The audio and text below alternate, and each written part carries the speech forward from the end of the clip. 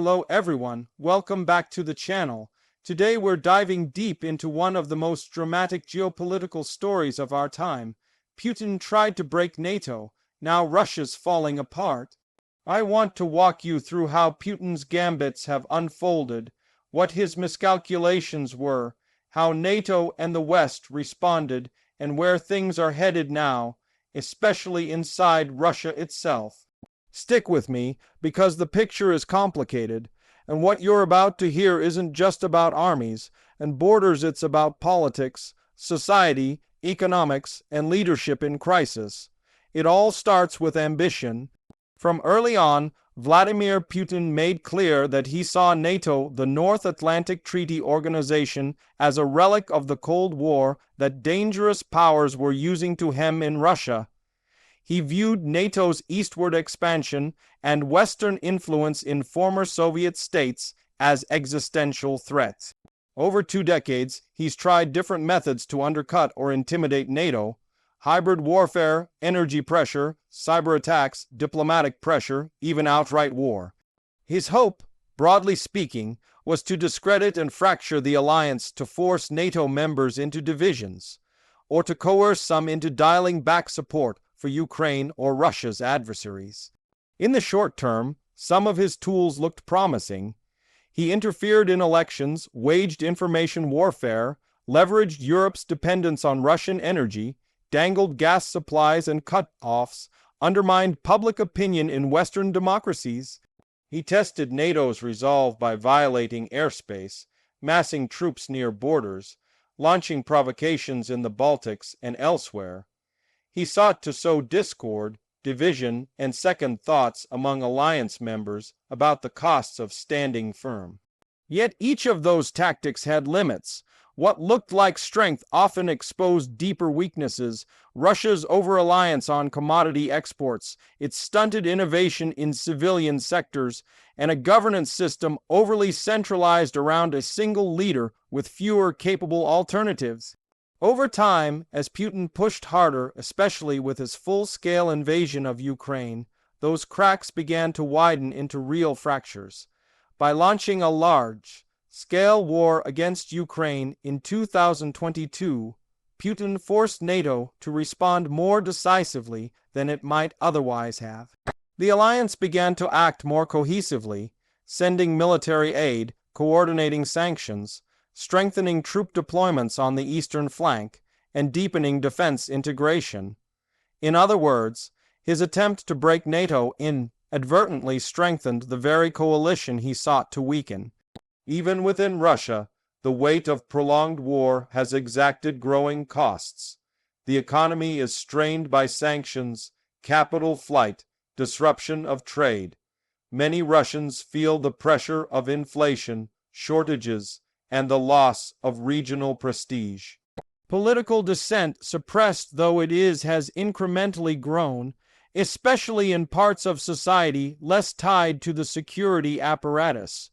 Recruiting and maintaining a war effort has also become more difficult. Manpower, equipment, logistics, morale all under stress. Now, as Russia faces battlefield setbacks, rumors of elite infighting and conflict over strategy, and worsening social strain, some analysts see signs that the country is approaching a kind of breaking point. Let me break this down for you in pieces. First, Putin's strategy to undermine NATO. Second, how NATO has adapted and pushed back. Third, internal pressures mounting inside Russia. And finally, what the future might hold. When Putin first rose to power, he inherited a Russia weakened by the post-Soviet transitions, economic collapse, territorial disarray, internal political chaos.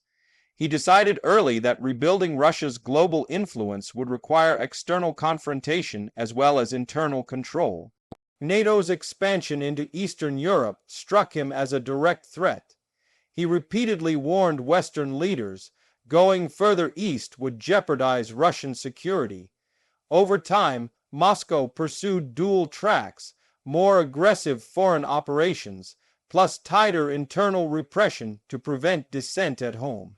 On the foreign side, Russia used gray zone tactics, and hybrid warfare long before 2022. In Georgia in 2008, Russia intervened covertly. In Crimea in 2014, it annexed territory while denying direct responsibility. In eastern Ukraine, it supported proxies and fomented unrest. Moscow also used energy supply disruptions to exert pressure in Europe, threatening to choke supply lines, manipulate prices, or leverage dependence to force political concessions. Cyber operations and disinformation campaigns became staples of Putin's toolkit. Hacking, election interference, online propaganda, state-backed troll farms. All of this sought to sow fear and doubt among NATO members, who would pay the cost of resisting Russia. Would public opinion be strong enough? Could alliances hold when push came to shove? Could individual NATO states be swayed to break ranks? Implicitly, Putin hoped that if he applied enough pressure, economic, political, military cracks would form. Maybe some countries would lobby for weakening the alliance. Others might retreat from bold support of Ukraine or other contested states. If he could force Western unity to fray, he'd weaken the deterrence that NATO provides.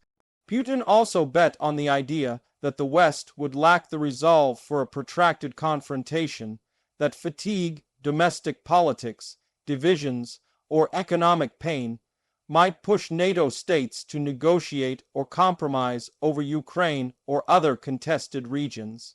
He hoped that Germany or France might push for détente, that the U.S. might scale back involvement, or that some new crisis would distract Western powers. But things didn't unfold as neatly as he hoped. What Putin didn't fully anticipate was how NATO would adapt and strengthen under pressure, and how Russia's internal fragilities would be magnified by war. Once Russia launched its full invasion of Ukraine in 2022, Western nations faced a choice: treat it as a contained conflict or treat it as an existential test of the rules-based order. Many chose the latter. NATO moved faster than in previous crises to coordinate military aid, provide intelligence, deploy reinforcements in Eastern Europe, and deepen defense cooperation. Countries that had been wary about entanglements now saw the writing on the wall. Russia's aggression might not stop at Ukraine. To ensure deterrence, NATO had to respond with strength. That meant more investment in defense, stronger military readiness, and renewed political unity. Sanctions also grew more severe and coordinated. Russia's access to global finance, technology, and trade was choked. Global companies pulled out. Its economy, reliant on energy exports, was hit by reduced demand and by efforts to shift sourcing elsewhere. Russia's oil and gas revenues remained strong for a time, but the shrinking market, price fluctuations, and sanctions on advanced tech limited its future prospects. Moscow's state budget could absorb shock for a while, but not indefinitely. The cumulative effect: NATO's deterrence improved. Russian aggression in one place made allies more anxious about vulnerabilities elsewhere, increasing vigilance. Instead of dividing NATO, Putin's war galvanized the alliance. His illusions of using pressure and indirect means to force concessions gave way to a full confrontation, which forced NATO to respond in kind and step up in ways it might otherwise have delayed.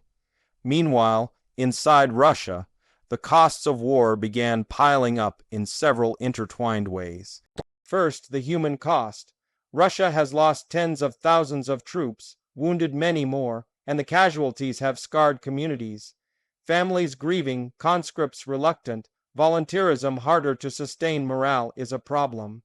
The war demands more from a population already accustomed to limits, and more Russian lives lost draws more domestic pressure, even though open dissent is harshly suppressed.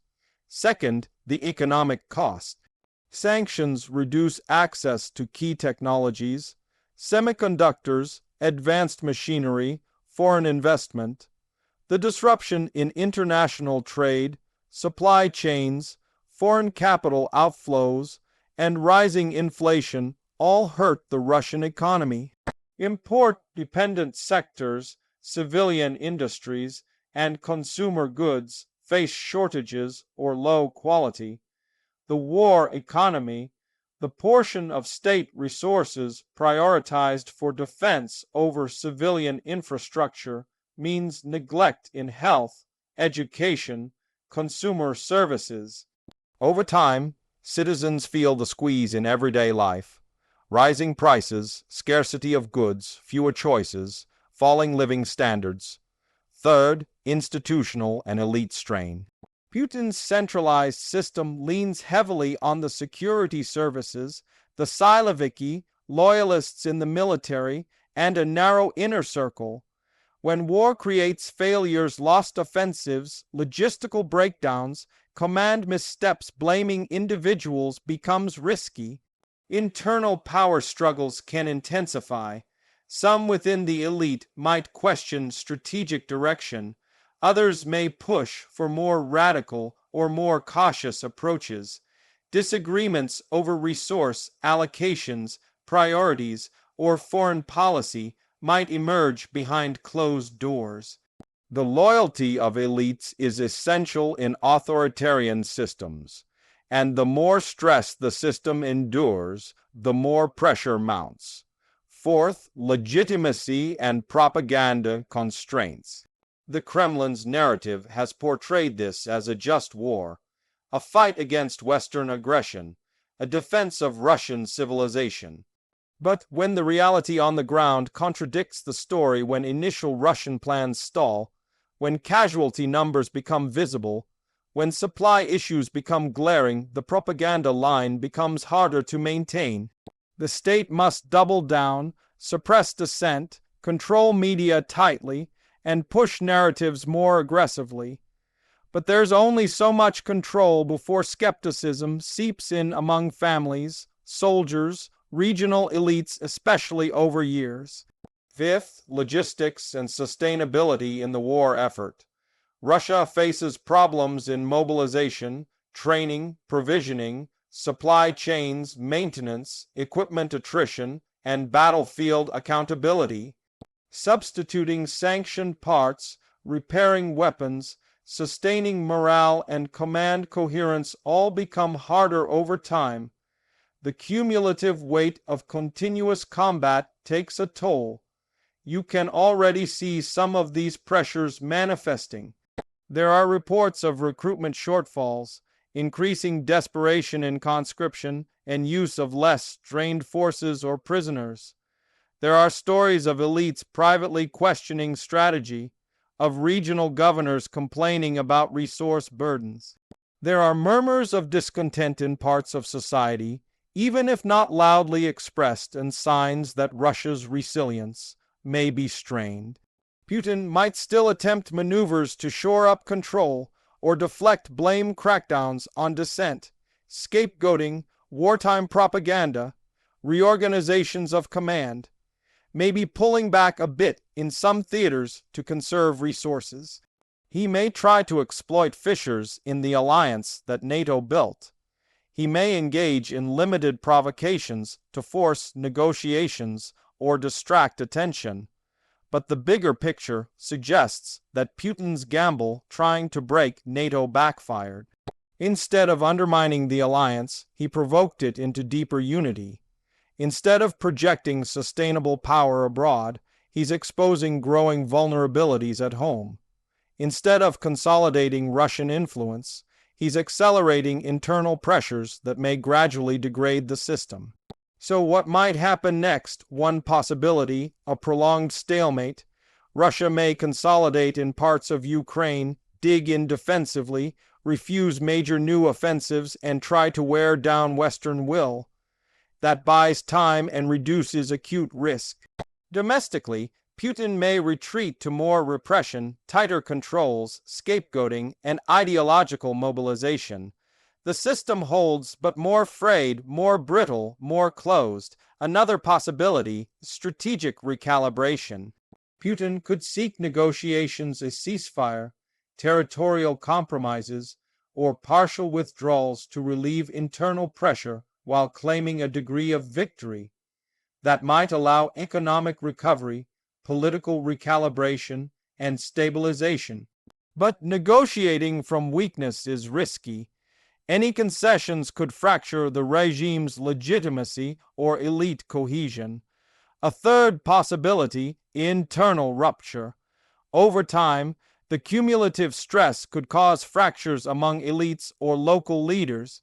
If regional authorities resist central demands, or if rival centers of power emerge, say, within the security agencies or military leadership, then instability or leadership challenge could develop.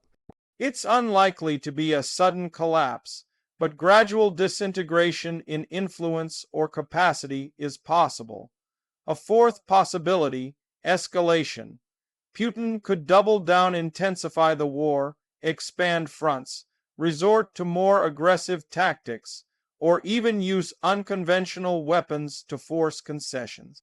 That's risky, greater costs, potential escalation with NATO, further sanctions, deeper domestic backlash. Which of these is likeliest? My guess is a blend. A long war of attrition, occasional tactical shifts or localized offensives, internal tightening of control, and creeping strain on all systems. Over time, unless something changes dramatically like a major breakthrough in Ukraine or a seismic internal shock, Russia will find it harder to sustain its external ambitions while managing domestic stability. For NATO and Western allies, the imperative is to maintain unity, stay ahead on defense capability, support Ukraine, manage internal pressures, public fatigue, costs, and keep diplomacy options open. If Russia weakens, the alliance should avoid overreach or hubris. It must stabilize, rebuild, and deter carefully. For the Russian people and elites, the choices are grim under current conditions. Endure increasing hardship, buy into more wartime narratives, or begin questioning the sustainability of the system. Some may choose quiet resistance, others apathy. Some may double down on nationalistic justification. But as time wears on, cracks are likely to deepen. So ultimately, the story of Putin tried to break NATO is a story of unintended consequences. His tools of disruption, coercion, and confrontation were aimed at weakening the Western defense order, but in practice, catalyzed its renewal. His ambition to restore Russian dominance collides with the reality that modern power depends on economic resilience, technological capacity, institutional adaptability, and internal legitimacy domains where Russia is under growing pressure. And as those pressures mount, the question is not just whether Russia can win the war in Ukraine, but whether it can hold together from within. Thank you for sticking with me through this. If you enjoyed this breakdown and want more deep dives into geopolitics, Russia, Ukraine, or NATO strategy, let me know in the comments. Until next time, stay curious, because in the world of geopolitics, no script is ever final.